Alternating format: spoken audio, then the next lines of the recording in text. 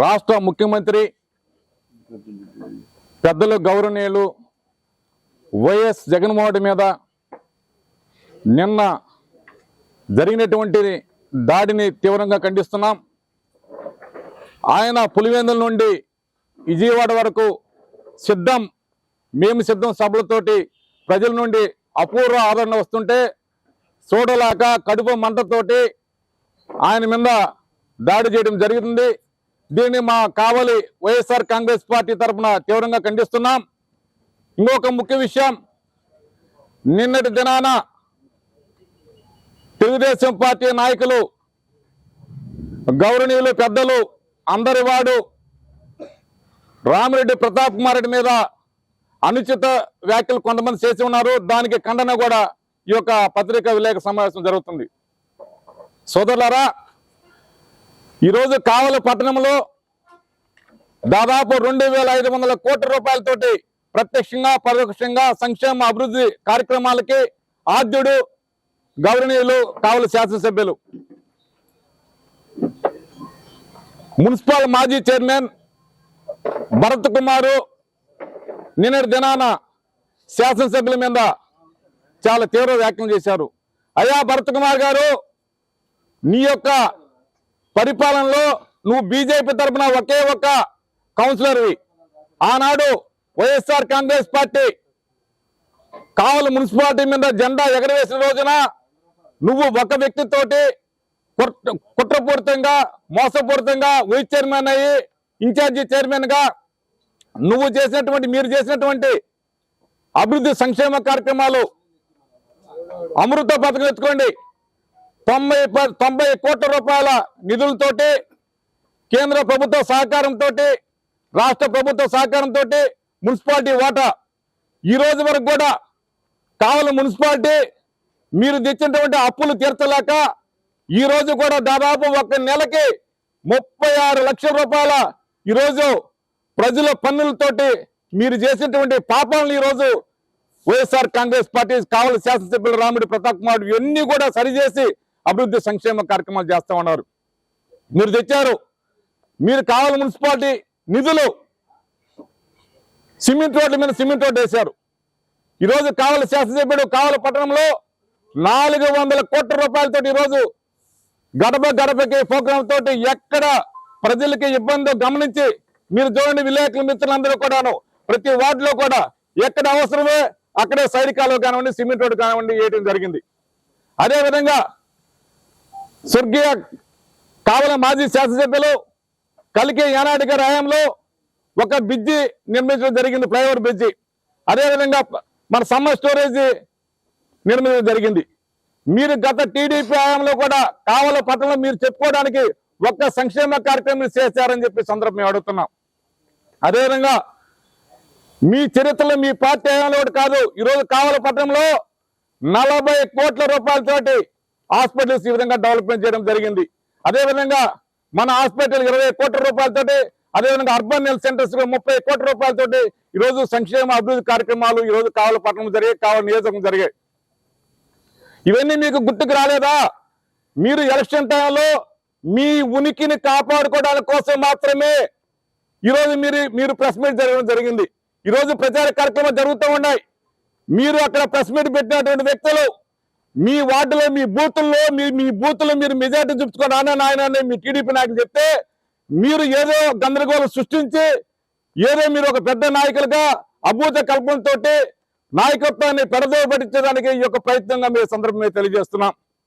అదేవిధంగా ఈరోజు కావలి నియోజకవర్గంలో శాసనసభ్యులు గారు రామాయపట్నం పోర్టు ఎత్తుకోండి దాదాపు 2500 కోట్లు 3000 కోట్ల రూపాయలతోటి శంకుస్థాపన చేశాడు, ప్రారంభోత్సవాన్ని సిద్ధం చేశాడు రామిరెడ్డి ప్రతాప్ కుమార్ గారిని చెప్పి ఈ సందర్భం తెలియజేస్తున్నాను. అదేవిధంగా జోవల్డెన్ హార్బర్ కూడా పూర్తి చేశాడు. అదేవిధంగా మీరు చేసిన పాపానికి కావలి పట్టణానికి అమృత పథకం అది పూర్తి కాకుండానే ఈరోజు అది మనకి ఆగిపోతుండే మోటార్లన్నీ కూడా ఆయన తన మనుషులతోటి తన యొక్క నిధులతోటి మున్సిపాలిటీ ఈరోజు దాన్ని చక్కదిద్దే ప్రయత్నం చేస్తున్నారు. అది కూడా లేస్తే అమృత పథకం ఆగింది అన్నారు. ఎందువల్ల మీరు చెప్పండి? కేంద్ర ప్రభుత్వం దాంట్లో వాళ్ళ యొక్క వాటా రావాల్సిన వాటా రాలేదు. అందువల్ల ఈ యొక్క స్కీమ్ ఈరోజు మూలపడేటువంటి పరిస్థితి వచ్చింది.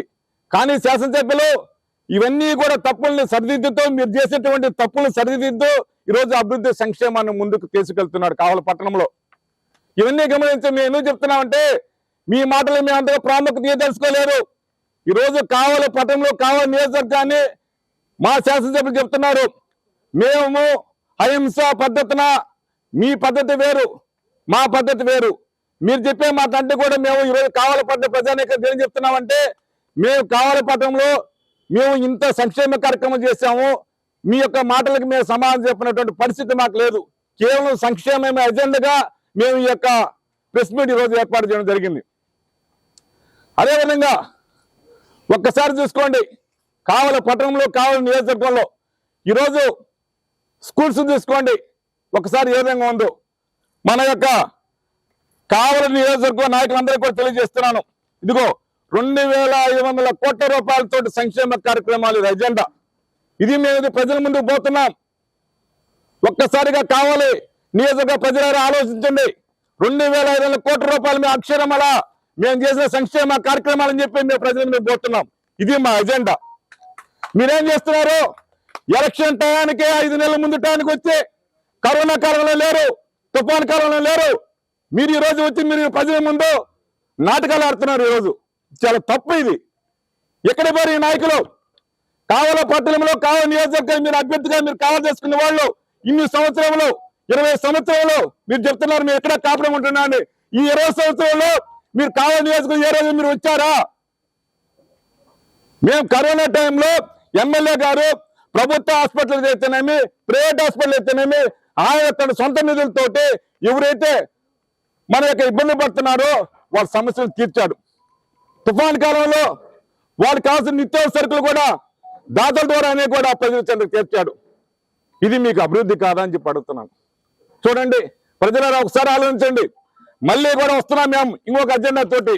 ఇది ఓన్లీ ఇది ఫస్ట్ పాంప్లెట్ మాత్రమే. ఇది ఈ యొక్క 2500 కోట్లు మళ్ళీ మేము కావలి పట్టణానికి ఏమేమి చేయబోతున్నాను కూడా రెండో పాంప్లెట్ మేము రాబోతున్నాం. ఇది మా ఎజెండా. మీ ఎజెండా ఏంది?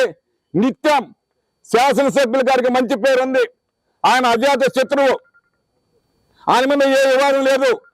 ఏదో మీరు మరగ బొయ్యాలి, ఆయన ప్రజల్లో చెడ్డ పేరు తేవాలనే ఉద్దేశంతో మీరు ప్రయత్నం చేస్తున్నారు. సోదరులారా, ఇంకొక విషయం చెప్తున్నాం. ఆరోగ్యశ్రీ సీఎం రిలీఫ్ కింద శాసనసభ్యులు నెల్లూరు జిల్లాలోనే 5 కోట్ల రూపాయలు ఈరోజు ఆరోగ్యశ్రీ కింద పేదలు ఈరోజు ఇబ్బంది పడుతుంటే 5 కోట్ల రూపాయల సంక్షేమ కార్యక్రమాలు ఈరోజు కావలి నియోజకవర్గం తేవడం జరిగింది. ఇవన్నీ కూడా అభివృద్ధి కాదా అని చెప్పి అడుగుతున్నాను. కేవలం మేము అభివృద్ధి అజెండా గురించే మాట్లాడుతున్నాం. మీ మాది చౌకబారు విమర్శతో మేము పోదలుచుకోలేదు. పోదలుచుకుంటే బ్రహ్మాండంగా మాట్లాడతాము, ఒక్కొక్క వ్యక్తి గురించి కూడా మాట్లాడతాము. ఇది మేము ఇప్పుడు ఎన్నికల గురించి మేము ఏ కార్యక్రమాలు చేస్తున్నాము, ఏ అభివృద్ధి కార్యక్రమం చేస్తున్నాం, కేవలం మీ ఎజెండా పోతున్నాం. ఒక్కసారి మీరందరూ కూడా ఆలోచించవలసిందిగా కావలి నియోజకవర్గ ప్రజలందరూ కూడా మేము కోరుతున్నాం.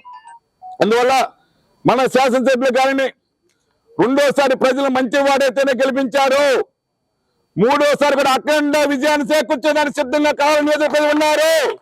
దీంట్లో తేడా లేదు.